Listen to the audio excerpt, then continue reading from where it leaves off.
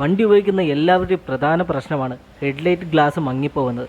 മഞ്ഞ നിറം വരെ മങ്ങിയ ഹെഡ്ലൈറ്റ് ഗ്ലാസ്സുകൾ കാരണം റോഡിൻ്റെ വിസിബിലിറ്റി കമ്മിയാവാറുണ്ട്. അതിന് പ്രധാന പ്രശ്നം വെയിലത്ത് നിൽക്കുന്നതാണ്.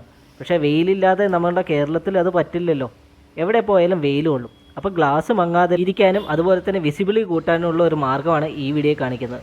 ആദ്യം 550ൻ്റെയും പിന്നീട് 600ൻ്റെയും ഗ്രിഡുള്ള സാൻഡ് പേപ്പർ വെച്ച് ഷാമ്പു ഉപയോഗിച്ച് ഹെഡ്ലൈറ്റ് കഴുകിയെടുക്കും.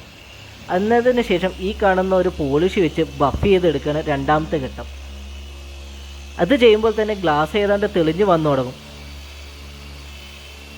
ഇത് ചെയ്യുമ്പോൾ പ്രത്യേകം ശ്രദ്ധിക്കേണ്ടത് ഗ്ലാസ് ഒരിക്കലും ചൂടാകരുത്. അതിനർത്ഥം ബഫിങ് ഒരു പരിധി വരെ ചെയ്യാൻ പറ്റുള്ളൂ. എന്നതിന് ശേഷം അടുത്ത ബഫിങ് ഏരിയയിലോട്ട് പോകണം.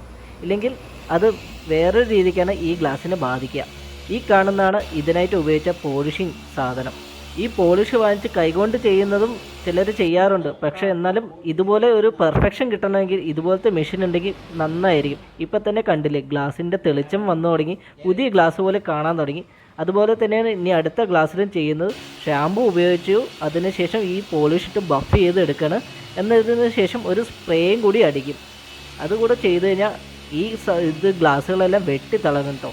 അപ്പോൾ ഇതെല്ലാം അടുത്തുള്ള ഗ്ലാസ് റിപ്പയറിംഗ് ഷോപ്പുകളിൽ ചെയ്യുന്നത് കൊടുക്കുന്ന കാര്യങ്ങളാണ്. 500 മുതൽ 600 രൂപയാണ് ഇതിന് ചാർജ് ഈടാക്കുന്നത്.